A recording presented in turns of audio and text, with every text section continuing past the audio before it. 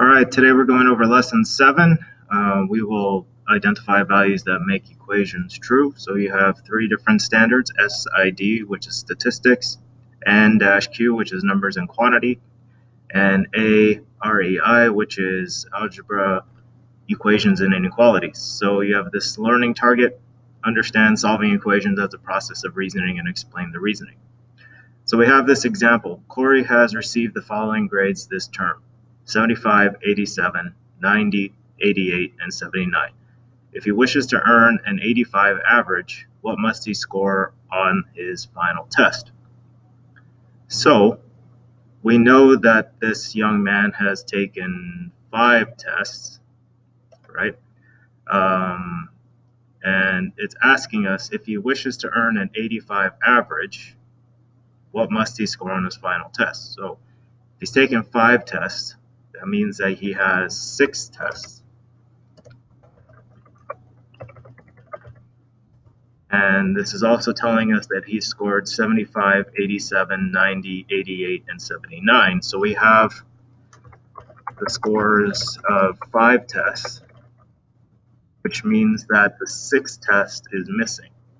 So in this case, we're going to say X is equal to the score of the 6th test. And it's telling us that we want an average of 85. Average is the same as the mean. So in this case, the mean is going to be 85. Okay. So we're going to set this up like we would calculate any mean situation. So I'm going to add up all these values: 75 plus 87 plus 90 plus 88 plus 79. So these are the scores of the 5 tests. And then we have the 6th test, which is X,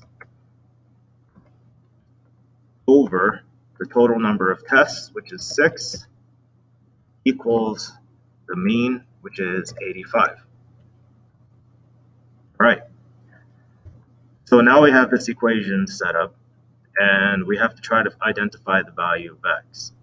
And the way that we're going to do that is, first we're going to look to see what we can simplify. I see that we have 75 plus 87 plus 90 plus 88 plus 79. So we can add up all of these values. That's the first thing we can simplify. So I'm going to add all those up. I get 419 plus X divided by 6 is equal to 85. So now this statement right here is telling me 419 plus some number, then divided by 6, has to give me 85. So I'm going to think about this in a different way. I'm going to think about, if this kid has 419 total points, he wants to know how many more points he needs in order to be divided evenly by 6 to give him a score of 85. Well, so let's see. If he has 419 total points and he wants 85 average on all of those points, so I'm going to wonder what 85 times 6 is, because that should tell me the number of points that he needs. So 85 times 6 equals 85 times 6 is 510. So this guy needs a total of 510 points. If he already has 419 points, then the score he needs on the final test is going to be 510 minus 419, since he already has 419 points. So 510 minus 419 gives me a score of 91. So that means that in order for this guy to have an average of 85, he needs to score 91 on his final test. So Corey must score 91 on his final test to have an average of 85 for the year. Again, so what we know is this guy is taking 6 total tests.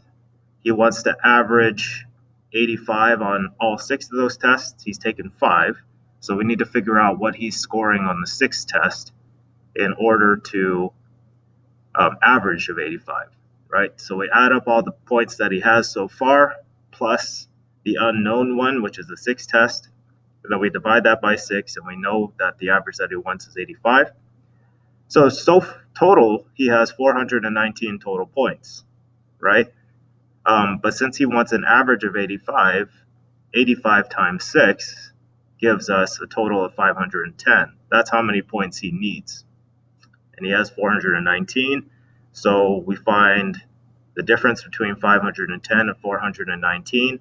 That gives us a score of 91. So he has to score 91 on the final test.